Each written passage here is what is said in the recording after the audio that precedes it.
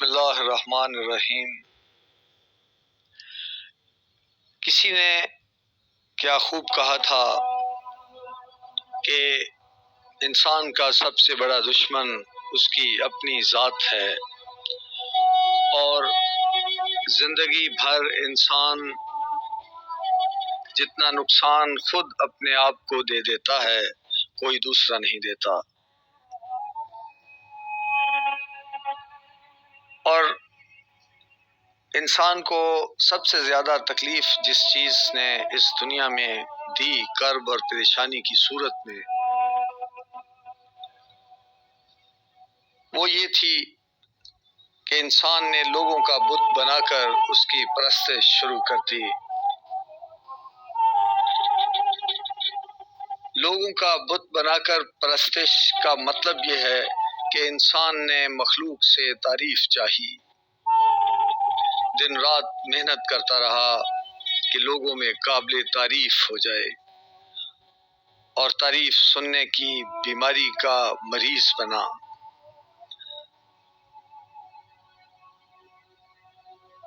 اسی کو خبط عظمت کا مریض کہتے ہیں۔ جو بھی لوگ اس مرض میں مبتلا ہوئے، اس شیزوفرینیا کا شکار ہوئے، وہ اس دنیا سے پریشان اور بے سکون ہو کر تھک ہار کر چلے گئے، اور ان کی فائل پر لکھا تھا فیلڈ کیس۔ یہ بیماری اتنی مہلک اور اتنی دلچسپ ہے کہ بیمار کو خود اس کا علم نہیں ہو پاتا اکثر، اور یہ آرزو انسان کو کرب دیتی ہے۔ اس بیماری نے ہمارے ارد گرد ایسے سیاستدان پھیلا رکھے ہیں کہ ان کی زندگی پر ترس آتا ہے، اور ان جیسی قابل ترس زندگی، ساری زندگی، جعلی زندگی، مصنوعی زندگی، بے سکون زندگی اور بے چین زندگی، وہ زندگی جس کے نصیب میں نہ اقتدار سے باہر اور نہ اقتدار میں سکون، کہ یہ سب لوگ اپنی انا کی تسکین چاہتے ہیں، یہ سب مخلوق کی پذیرائی کا بت بنا کر اس کی عبادت کرتے ہیں۔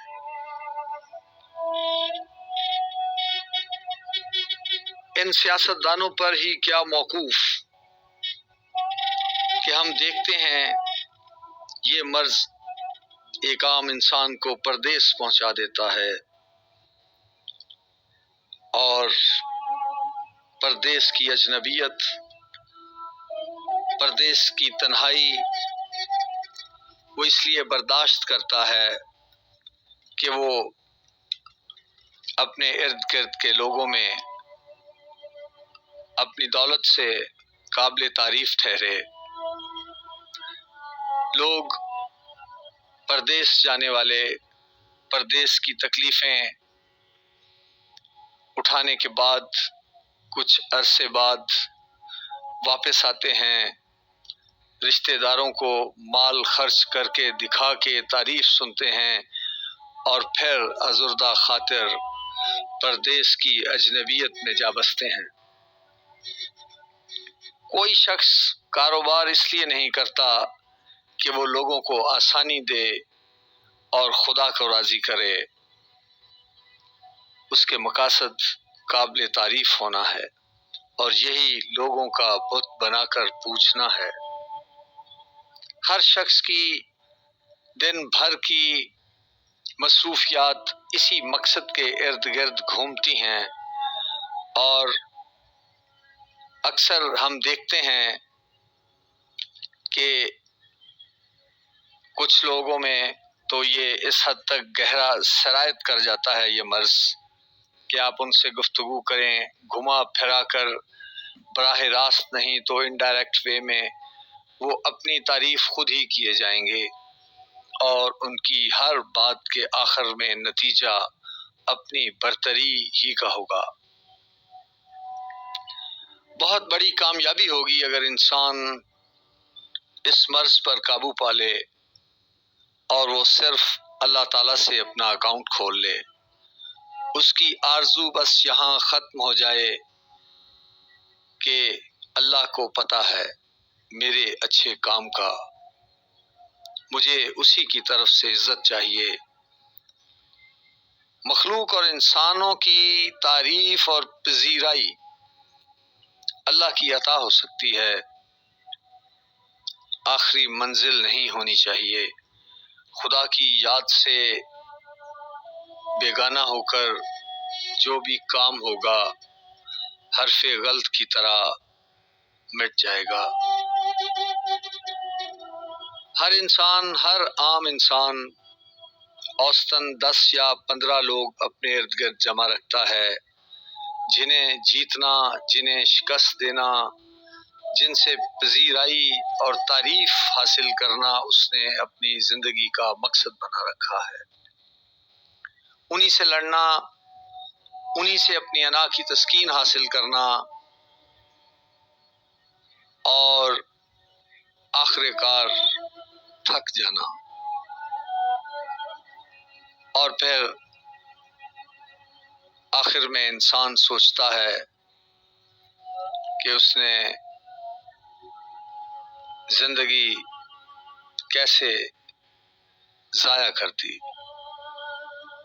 اور واپس نہیں پلٹ سکتا۔ And life is for once۔ کیا ہی اچھا ہو انسان اگر ان 10-15 لوگوں کا نام کاٹ کر وہاں رب العالمین لکھ دے اور سکون پائے، کیونکہ بس اسی کا تقرب، اسی کی قربت انسان کو پریشانی، افسوس اور ڈپریشن سے بچا سکتی ہے۔ اس کی نزدیکی ہر طرح کے خوف سے نجات دیتی ہے۔ اس پر اعتماد انسان کو حزن اور اندیشے سے آزاد کر دیتا ہے۔ اس کے پاس بس ایک ہی معیار ہوتا ہے، خدا جانتا ہے، کیا خدا مجھ سے خوش ہے؟ اور جو خوف اور حزن سے آزاد ہو گیا، کیونکہ خدا نے وعدہ کیا ہے ان سے جنہوں نے خدا کی قربت چاہی کہ وہ انہیں خوف اور حزن سے آزاد کر دے گا۔ خالق کا باغی ہمیشہ پریشان رہے گا، اور جو خدا کی طرف اور جس بھی شخص نے خدا سے بیگانہ ہو کر کوئی کام کیا، جس نے بھی خدا کی یاد سے منہ موڑا، تو خدا کا فیصلہ ہے اس کی زندگی تنگ ہو جائے گی۔ یہ قرآن کی آیت کا مفہوم ہے۔ اور محمد علی جناح سے کسی نے پوچھا تھا، آپ اتنی محنت کرتے ہیں، آخر آپ کی زندگی کا مقصد اور چاہت کیا ہے؟ تو انہوں نے کہا تھا، میں چاہتا ہوں جب میں اللہ کے حضور جاؤں تو اللہ بس ایک جملہ کہہ دے، ویل ڈن محمد علی، ویل ڈن۔ اسی لیے انہوں نے جب بھی کسی شخص کے منہ سے تعریف کا کوئی جملہ سنا، اسے سختی سے خاموش کروا دیا۔ وہ لوگوں کی منہ سے تعریف سننا نہیں چاہتے تھے، کیونکہ وہ خدا سے تعریف سننا چاہتے تھے۔ اور یہی گریٹنس ہے، اور یہ آپ کی سوچ سے ابھرتی ہے، دولت، شہرت اور اقتدار سے نہیں۔ انسان اپنے خیال سے بڑا ہوتا ہے، نہ اپنے عہدے سے، نہ اپنی دولت سے، اور نہ لوگوں کی پذیرائی سے۔ الا ان اولیاء اللہ لا خوف علیہم ولا هم يحزنون الذین آمنوا وكانوا يتقون لهم البشرى فی الحیاۃ الدنیا وفی الآخرہ لا تبدیل لکلمات اللہ ذلک هو الفوز العظیم۔ اور خدا نے ان لوگوں کو اس دنیا میں اور آخرت میں بشارت کا اعلان کر دیا کہ وہ لوگ جو ایمان لا کر پرہیزگار رہے، ان کے لیے اس دنیا میں اور آخرت میں بشارت ہے، اس دنیا میں بھی بشارت اور آخرت میں بھی۔